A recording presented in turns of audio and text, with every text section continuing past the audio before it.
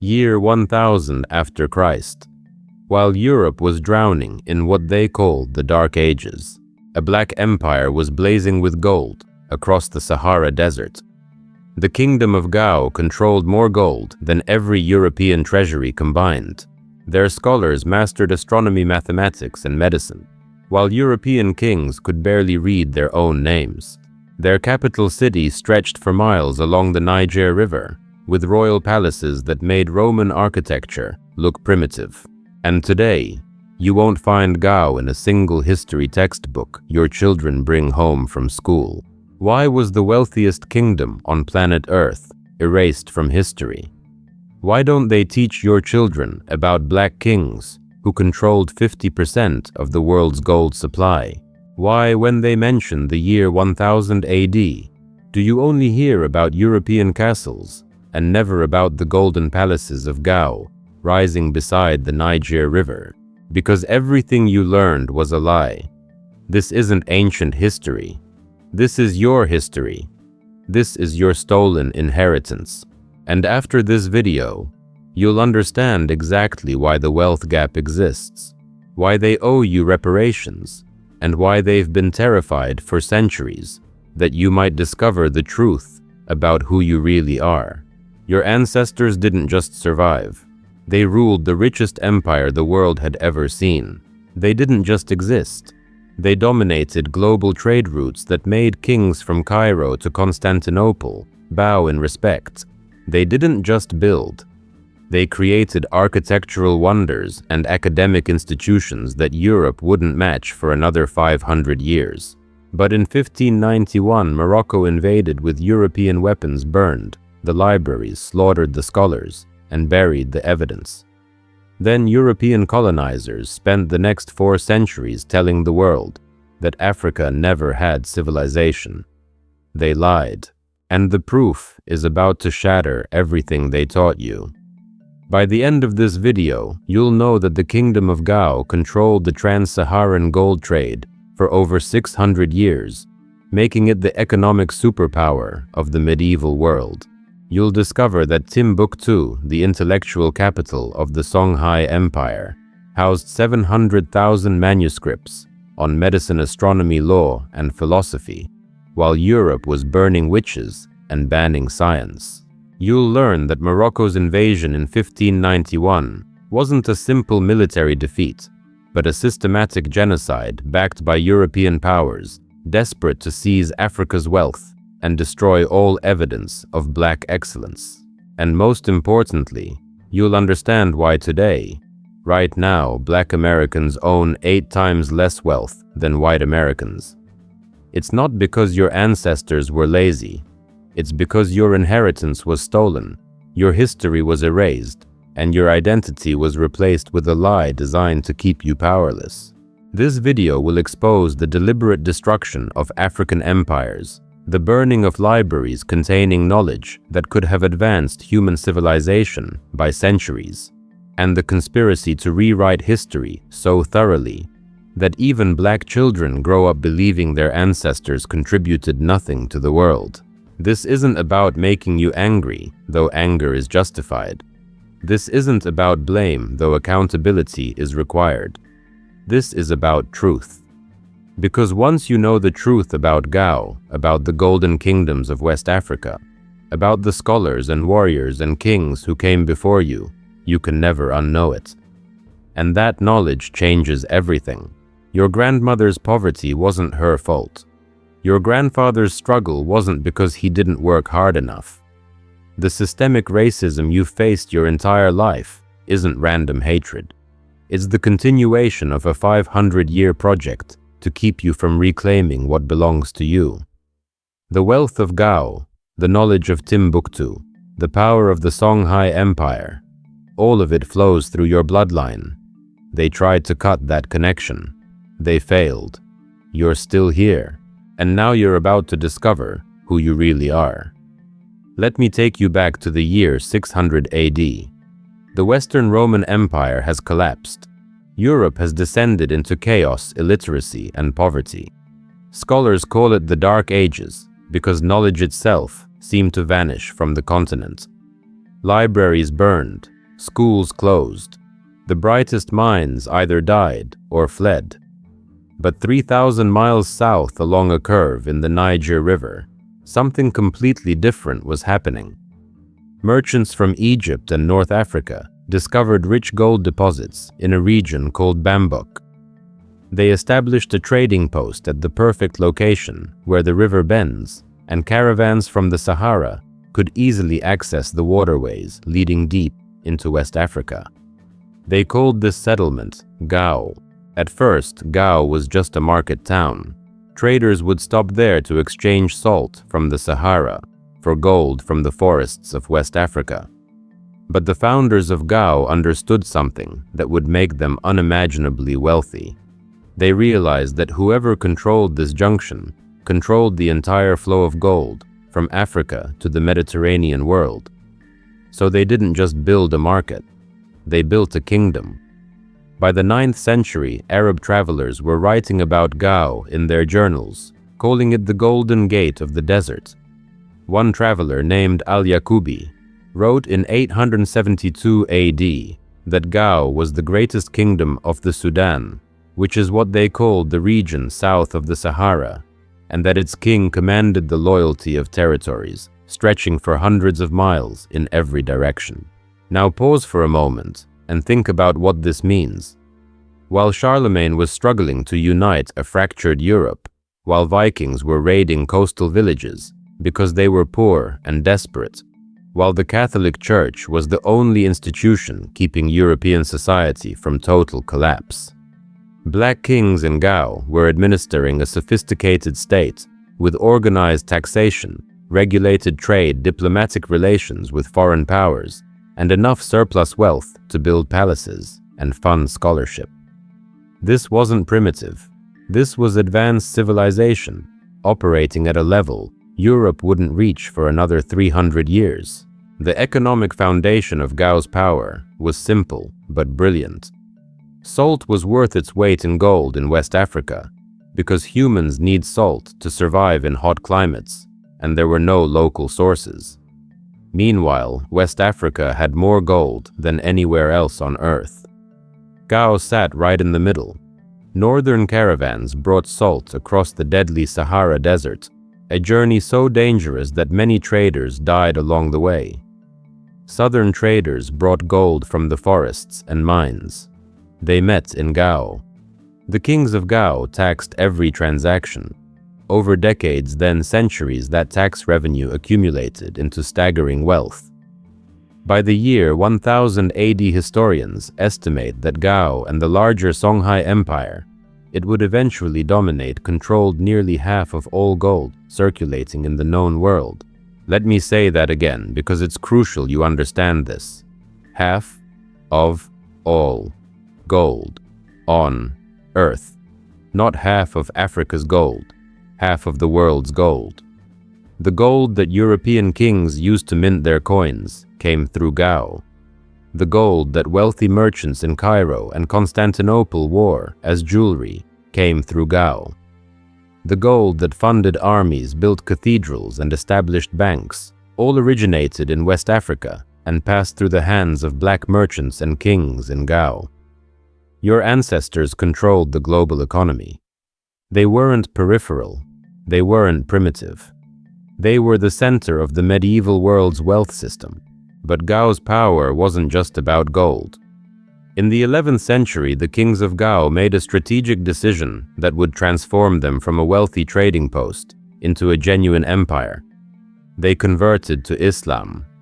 Now, before you think this was surrender or colonization, understand what actually happened. This was pure strategy. The Islamic world stretched from Spain to India. It included the wealthiest cities, the most advanced scholars, and the most extensive trade networks on the planet. By converting to Islam, the kings of Gao gained instant legitimacy and access to this entire world. Suddenly, Gao wasn't just some distant African kingdom. It was part of the Dar al-Islam, the House of Islam, which meant Muslim merchants from Morocco to Baghdad now saw Gao as a trusted partner, not a foreign curiosity. The first king we have clear records of who converted was Dia Kosoi, who ruled around 1010 AD. Dia Kosoi didn't just accept Islam for trade benefits. He transformed Gao's entire administration. He built the first royal palace, a massive structure whose foundations archaeologists discovered in 2004, proving that Gao had sophisticated architecture 900 years earlier than skeptics believed possible. That palace had 2-meter-thick walls made of fired brick. It had advanced drainage systems. It had ceremonial rooms decorated with gold leaf. This wasn't mud huts. This was imperial architecture that rivaled anything being built in Europe at the time and exceeded it in many ways. Dia Kosoi also established the taxation system that would fund Gao's rise to superpower status. Every caravan passing through paid a percentage. Every transaction in the markets paid a fee. Every merchant using Gao's warehouses and security paid rent. None of this was arbitrary. It was organized, bureaucratic, and efficiently collected. The revenue didn't disappear into the king's personal treasury. It funded roads, security forces to protect trade routes, diplomatic missions, and most importantly, it funded education.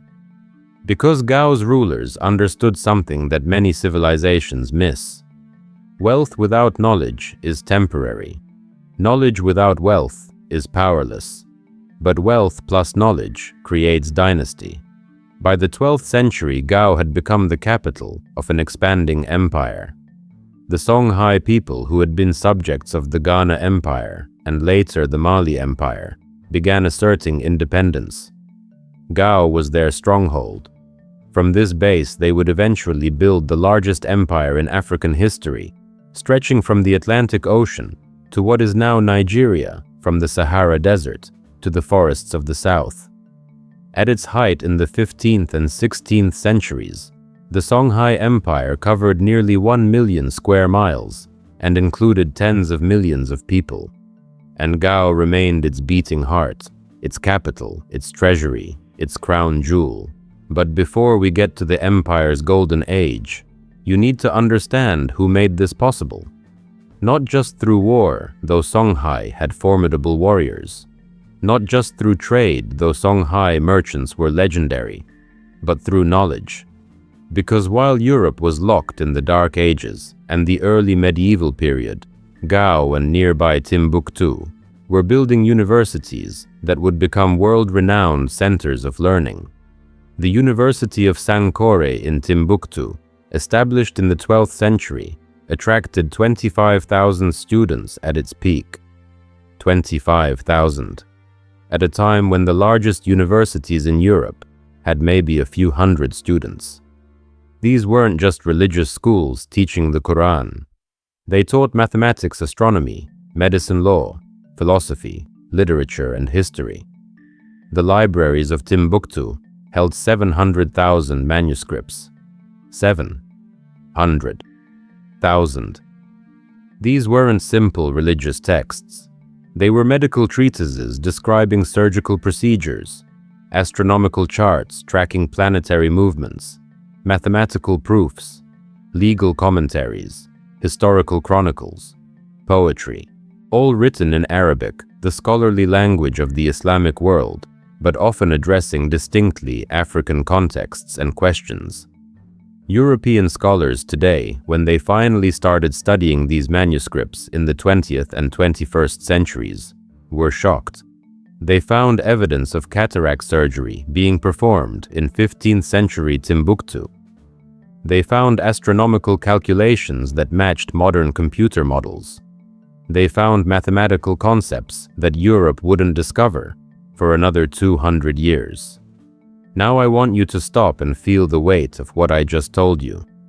While European doctors were using leeches and praying over sick patients, African doctors in Timbuktu were performing eye surgery.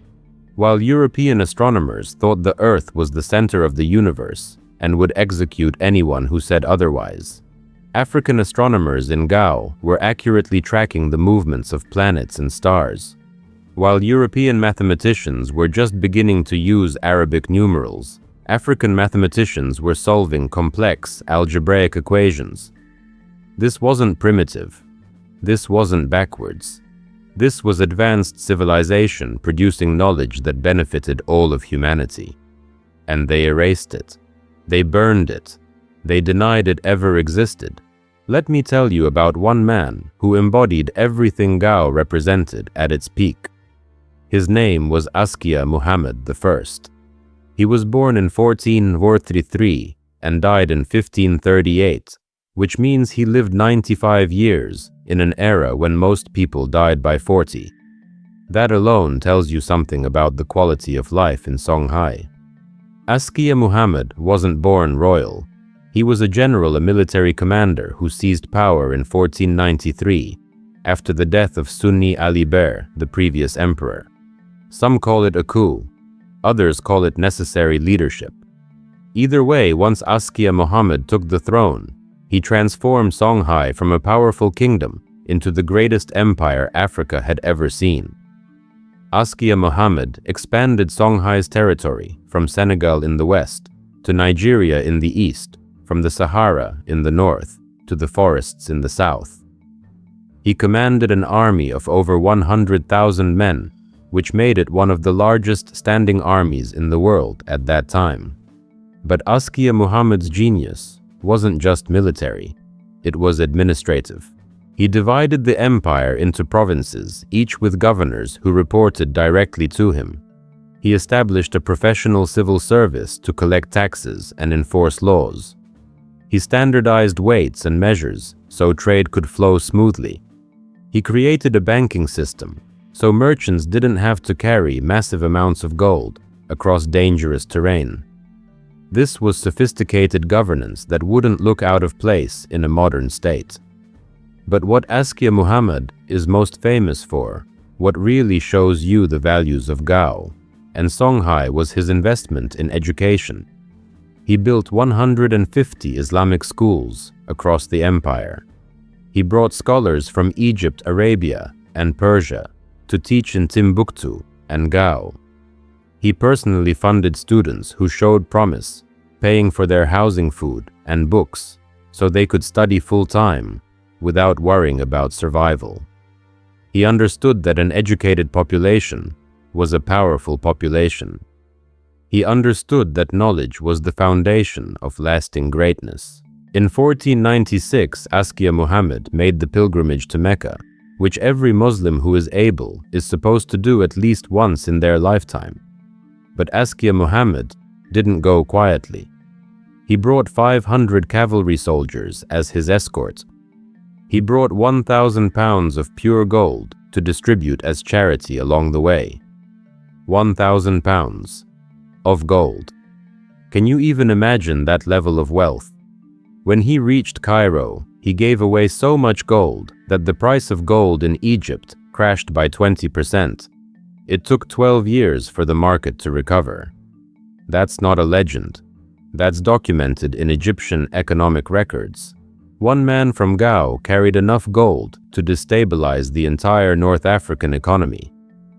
This tells you something crucial about Gao and Songhai that they never want you to know. This wasn't wealth built on theft or exploitation, the way European colonial powers would later build their wealth by enslaving Africans and stealing resources. This was wealth built on trade, on providing valuable services, on controlling strategic resources that everyone needed. This was legitimate economic power earned through intelligence, strategy, and hard work over generations. Your ancestors weren't rich because they got lucky. They were rich because they were brilliant. But here's what makes me furious when I think about this history. Askia Muhammad's pilgrimage was so famous, so well documented by Arab historians, that Europeans at the time knew about it. They knew that black African kings commanded wealth that made European monarchs look poor by comparison. They knew that cities like Timbuktu and Gao had universities and libraries, while most European cities had none. They knew. And when they later colonized Africa, when they enslaved Africans and shipped them to the Americas, They knew they were destroying civilizations that in many ways were more advanced than their own. They did it anyway, and then they lied about it for 500 years. After Askia Muhammad's reign, Songhai continued to prosper for several more decades, but by the late 16th century, a new threat was emerging from the north. Morocco, which had recently fought off Portuguese invasion and was desperate for resources to defend itself against European powers, looked south toward the gold mines of West Africa. The Sultan of Morocco, Ahmad al-Mansur, knew that whoever controlled Songhai's gold could control North African politics. So in October 1590, he sent an army across the Sahara Desert. This wasn't a massive force, only 4,000 men, but they carried something Songhai had never faced before: guns. The Moroccan army was led by a Spanish eunuch named Judar Pasha. They brought 8 English cannons. They brought thousands of arquebuses, which were early firearms that could kill from a distance. They brought European military tactics and discipline. Meanwhile, Askia Ishak II, who ruled Songhai at the time, assembled 40,000 warriors to defend his empire. 40,000 against 4,000. On paper, this should have been an easy victory for Songhai. The Songhai warriors were brave, well-trained, experienced in desert warfare, but they fought with spears, swords, bows, and arrows. They had never faced gunpowder weapons before. On March 13, 1591, the two armies met at a place called Tondibi, near the Niger River, not far from Gao. What happened next was a massacre. The Moroccan cannons fired first. The sound alone, like thunder ripping the sky apart, terrified the Songhai horses. They panicked. They stampeded. The Songhai cavalry, which was supposed to be the decisive force, broke apart before the battle even truly began. Then the arquebuses opened fire. Thousands of bullets tore through the Songhai ranks. Men fell by the hundreds, then by the thousands before they could even reach the enemy. In 4 hours, 40,000 Songhai warriors were reduced to fewer than 10,000. Askia Ishak II retreated. Gao fell. The Songhai Empire, the greatest empire in African history, collapsed. But here's what they don't tell you in the history books. This wasn't a fair fight. This wasn't even a military contest between equal powers. This was technological genocide. Morocco had those guns because of Europe. Portugal and Spain had been flooding Morocco with weapons as part of their geopolitical maneuvering in North Africa. European powers knew that if they could destabilize the Songhai Empire, they could seize control of the gold trade. They armed Morocco specifically to destroy the Black Empire that controlled West African wealth. This was deliberate. This was planned. This was the beginning of a 500-year project to destroy African power and replace it with European domination. After Tondibi, Moroccan forces occupied Gao and Timbuktu. They seized the royal treasuries. They took tons of gold back to Morocco. But they couldn't hold the empire. Songhai resistance fighters waged guerrilla warfare. The Moroccans, unprepared for the climate and diseases of the region, started dying by the thousands. Within 10 years, they had lost 80% of their invasion force. But by then, the damage was done. The centralized authority of Songhai was shattered. The empire fragmented into dozens of smaller kingdoms, none of which could match the power of the unified empire. The trans-Saharan gold trade shifted into European hands, as Portuguese and later other European traders bypassed the Sahara entirely by shipping gold directly from coastal ports. And most devastating of all, they burned the libraries. When Moroccan soldiers occupied Timbuktu in 1591, they didn't just loot gold. They systematically destroyed knowledge. They burned over 100,000 manuscripts in 3 days. Scholars were executed or enslaved. Schools were shut down. The university that had educated 25,000 students was emptied.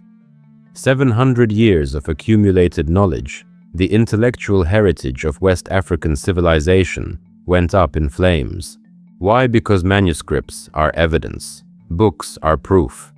If those texts survived, future generations would know the truth about African achievement, so they had to be destroyed.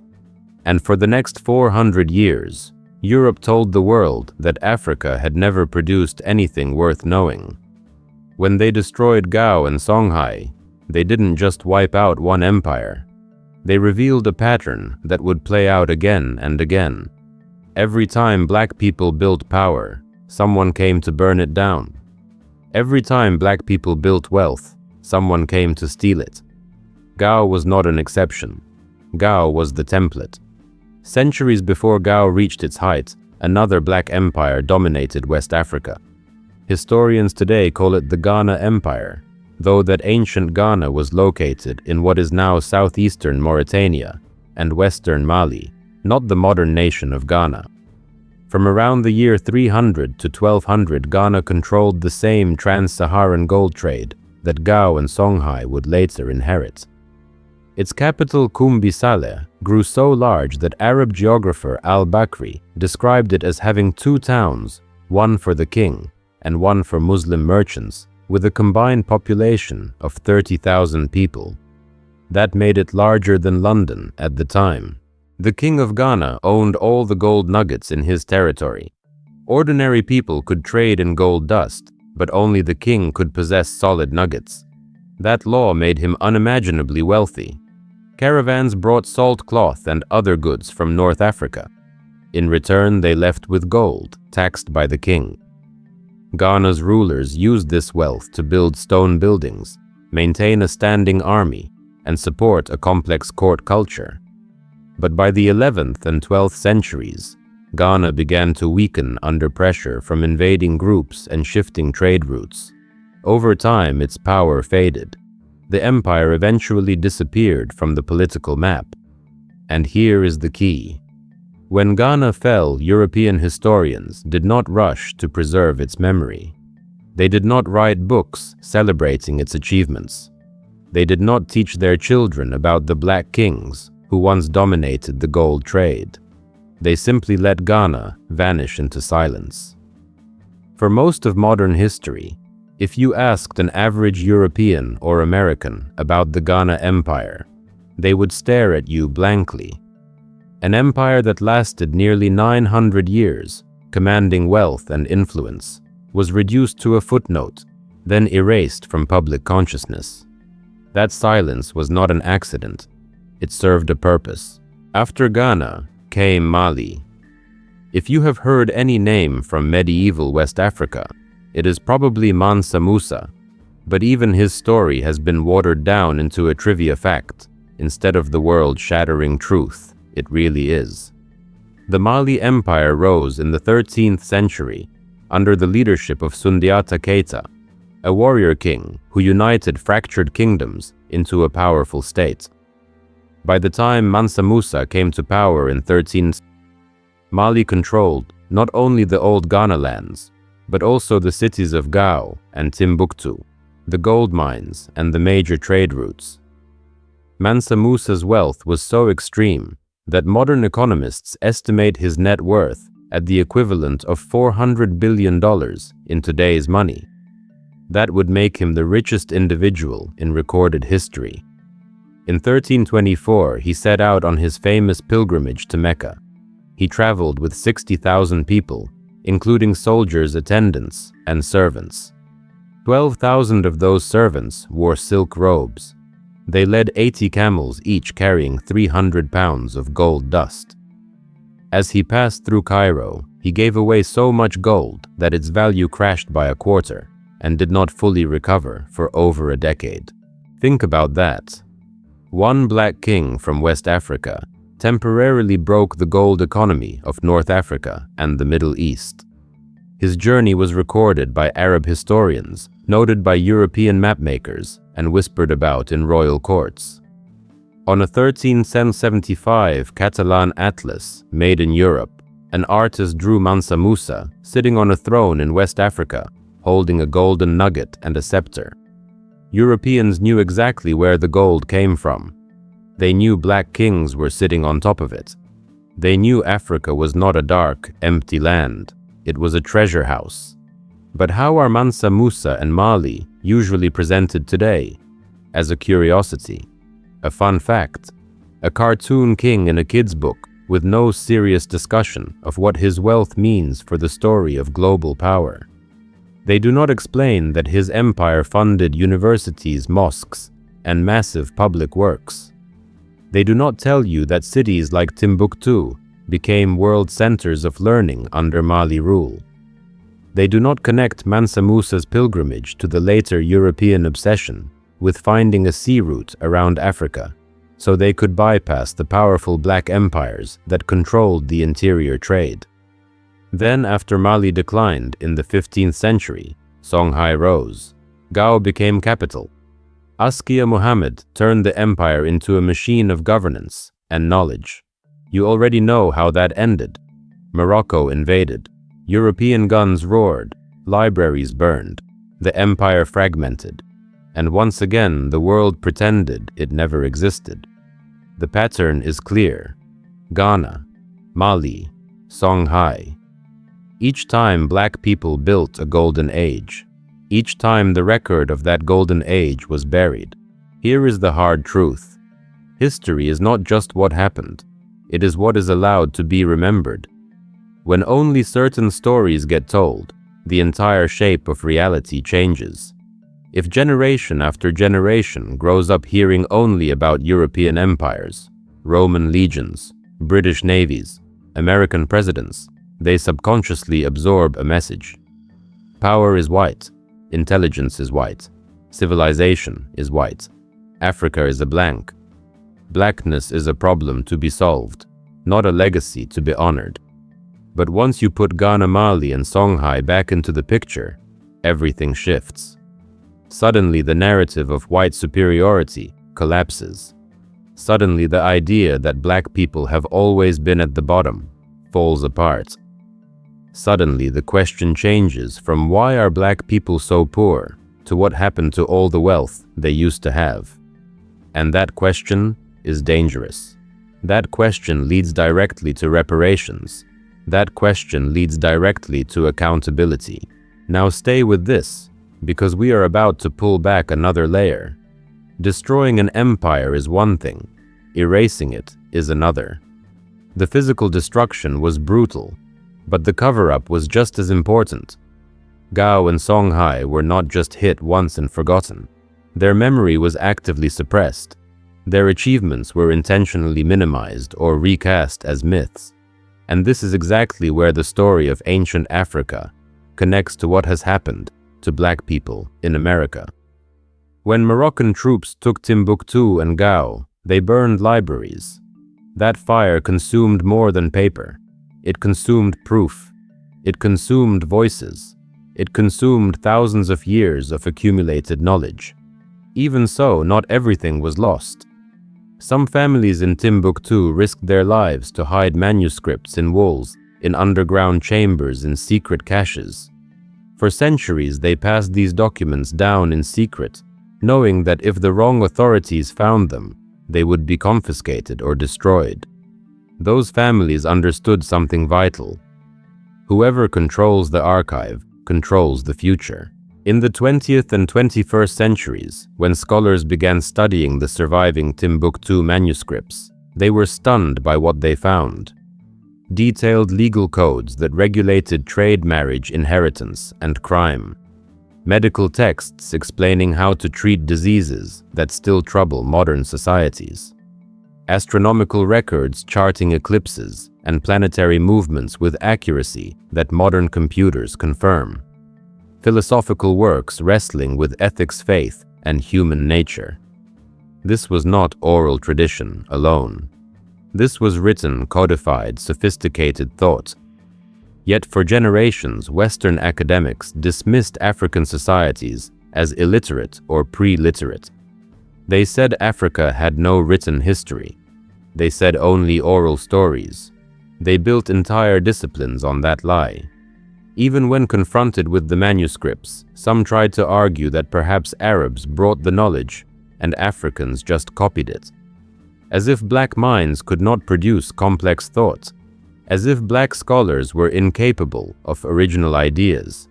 That is the level of denial we are dealing with. You might be thinking, what does a library burned in 1591 have to do with my life in Chicago in 1991 or 2021? What does Gao have to do with my grandmother in Mississippi or my grandfather in Detroit? Everything. Because once you see the pattern in Africa, you will recognize it in America. In Tulsa, Oklahoma, in the Greenwood district, they built Black Wall Street. 35 city blocks of black-owned businesses, homes, doctors' offices, law firms, churches, and theaters. In 1921, a white mob destroyed it. They murdered hundreds of black residents. They burned 1,256 homes. They caused the equivalent of tens of millions of dollars in damage in today's money. For decades, local newspapers downplayed it. Schools never mentioned it. Insurance companies refused to pay black families for their losses. The physical destruction was horrific. The erasure afterward was strategic. Do you see the echo? Gao, Timbuktu, Greenwood, Ghana, Mali, Songhai, Black Wall Street. Every time black people build wealth, every time black people create thriving communities, something or someone shows up to burn it down, then bury the evidence. And every time the official story says the same thing. It was unrest. It was chaos. It was natural decline. It was unfortunate. It was complicated. It was anything but what it really was. A targeted attack. Why does this matter for you right now? Because today, we live inside the results of those attacks and that erasure. Today, the median white household in America holds roughly 8 times the wealth of the median black household. That gap did not appear out of thin air. It is the product of centuries of stolen land, stolen labor, destroyed communities, and erased history. When they wiped out Gao and Songhai, they did not just end a dynasty. They cut off a branch of your family tree. They disrupted a flow of wealth that should have reached you. Imagine if the gold that flowed through Gao had been allowed to remain under African control. Imagine if the knowledge of Timbuktu had been fully integrated into global science, instead of being burned and buried. Imagine if the descendants of those kings and scholars had been able to keep building, investing, and passing wealth down through generations. Now imagine that instead of that, millions of those descendants were kidnapped, chained and shipped across the Atlantic into slavery. Their knowledge was ignored, their culture mocked, their bodies exploited, their names erased. That is not a coincidence. That is a strategy. First, weaken the source, destroy the empires, then exploit the survivors. Turn the heirs of kings into property. Then, after slavery ends, write the textbooks. Tell the world Africa had no history. Tell the world black people were always poor, always chaotic, always needing to be saved or controlled. And if anyone asks about the golden kingdoms that once dominated the Sahara, shrug and say maybe they were exaggerated, maybe they were legends, maybe they never really existed. You see how this works. Erasure is not an accident. Erasure is a weapon. Memory is power. If you remember that your ancestors were kings, queens, scholars, and generals, you carry yourself differently. You demand more. You refuse to accept crumbs. But if you only remember chains, whips, and cotton fields, if you only see your people entering history as slaves on a ship, you start the story at the bottom. And if you start at the bottom, you are more likely to accept staying there. That is why this story matters now. This is not about romanticizing the past. Gao had flaws like any human society. Mali had injustice. Songhai had conflicts. But knowing their greatness changes how you see yourself and how you see the systems around you. It helps you understand that the wealth gap is not a moral verdict. It is a crime scene. It helps you see that reparations are not charity. They are repayment. It helps you recognize that when they say forget the past, they are really saying forget what we did to you. Before we dive into the deep connections between Gao's destruction and the modern wealth gap, let's pause for a moment. If this truth is hitting you in your chest right now, if you feel something waking up inside, do something simple but powerful. Take a second and type the word truth in the comments. Not for the algorithm, though it helps. Do it as a declaration, as a line in the sand, as your way of saying, I refuse to live in lies any longer. If you are tired of half-told stories and erasure, hit that like button. Not to hype a channel, but to push this story into more people's feeds. And if you know someone who needs to hear this, someone who has spent their whole life thinking their ancestors were nothing but slaves, share this video with them. Because this is not just content, this is a key. Alright? Now hold that feeling, hold that awakening, because we are about to connect the dots between a burned palace in Gao, a destroyed library in Timbuktu, and the mortgage on your house, the rent on your apartment, the neighborhood you live in right now. When you see how those threads tie together, you will never look at the word history the same way again. We have talked about gold, we have talked about libraries, we have talked about empires and invasions, but beneath all of that is something even deeper, a battle for identity. The system that erased Gao did not stop in the 16th century. It rolled forward into every institution that shapes how you see yourself today. Think about school. Think about the history classes you sat through as a child. How much time did they spend on Africa before slavery? Maybe a week. Maybe a page in a textbook. Maybe a picture of pyramids in Egypt and a sentence or two about tribes. Then it jumps straight to European explorers, the Atlantic slave trade, the American Revolution, and so on. Your people's story gets inserted as a side note when white explorers discover them. It is the same trick used after Gao fell.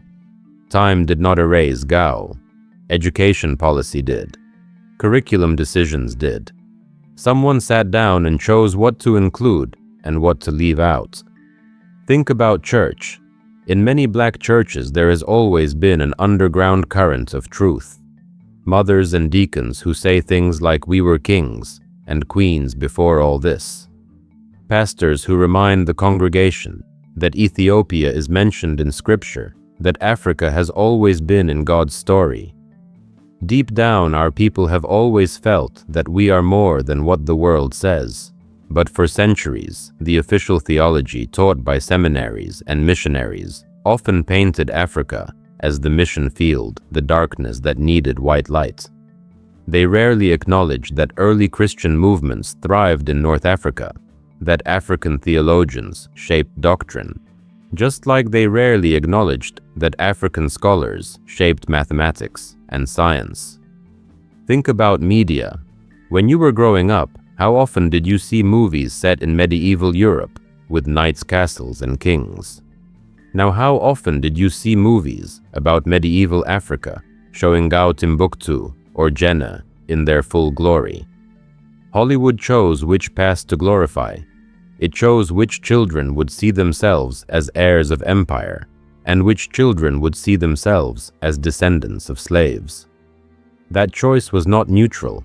It has consequences for how kids dream for what they believe is possible. And think about policy. After slavery ended in 1865, the United States did not suddenly become fair. They replaced chains with laws. Black farmers were pushed off their land by fraud and violence. Banks refused loans to black families. The federal government drew red lines around black neighborhoods, cutting them off from credit and investment. Highways were built through black communities, destroying homes and businesses.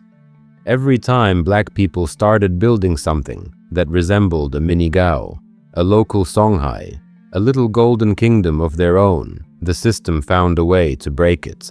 Gao shows you that this is not because black people cannot build. You already proved that you can 1,000 years ago. Gao shows you that this is not because God did not bless you. Your blessings are obvious in the gold, the knowledge, the survival. Gao shows you that the problem is not in your DNA. The problem is in their systems.